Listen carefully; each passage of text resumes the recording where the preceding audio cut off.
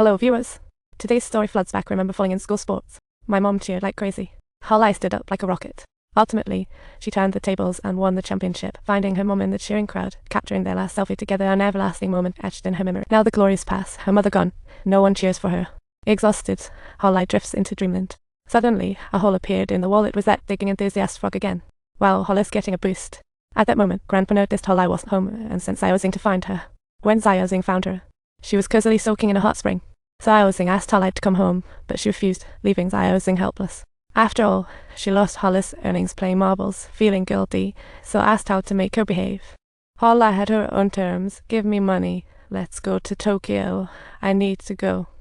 After some thought, Xiaozing decided to compromise. Better to take Holly to Tokyo herself than end up chasing her down if she ran off. When Xiaozing arrived at Holly's house, she was greeted by a door plastered with their collection notes just as they'd feared. She retrieved the hidden key, unlocked the door, and found a chaotic room empty, just as Holly had left it. This proved her father hadn't returned, deepening Holly's fears. She knelt before her mother's altar, silently apologizing for missing the Memorial Day. Xiaozing hesitated, unsure how to comfort her. She saw herself as Holly's elder, but Holly pointed out she hadn't lived Holly's life, so couldn't comment. Xiaozing could only support her. They headed to the columbarium. However, they discovered her father hadn't paid the management fee and were barred outside. So Holly went solo to her cram school and found the boy she liked. She excitedly shared their secret pact, only to be met with a somewhat dismissive attitude from the boy. This left Holly severely disappointed. Her perceived love was one-sided. She sat alone by the roadside, lost. What she didn't anticipate was that the god of poverty had unexpectedly set its sights on her. Oh no.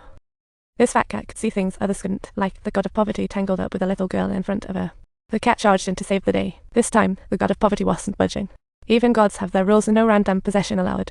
Being cautious was key, so it prepared to reuse the same trick, but the god of poverty had learned its lesson and wouldn't repeat the mistake. Seeing Holly approaching, it made a hasty retreat. But Holly approached with bright eyes. After all, it's a god. Maybe it could help her see her mom.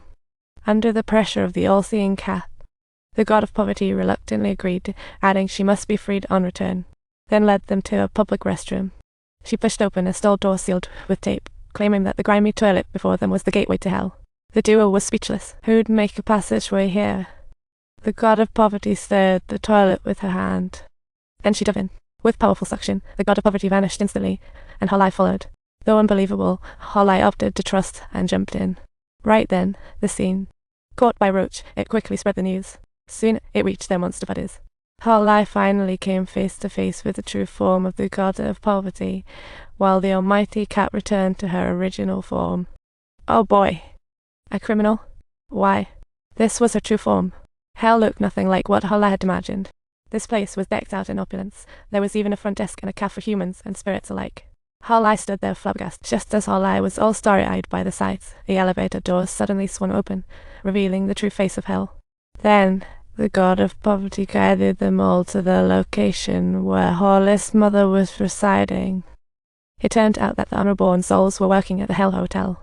On her journey, Holly unexpectedly ran into someone. Just then, a cleaning lady stepped out, and Holly's eyes widened as she recognized her. At long last, mother and daughter were reunited. But then, the god of poverty came rushing over in a great hurry, urging Holly to flee immediately. Trouble would ensue if the little demons discovered them.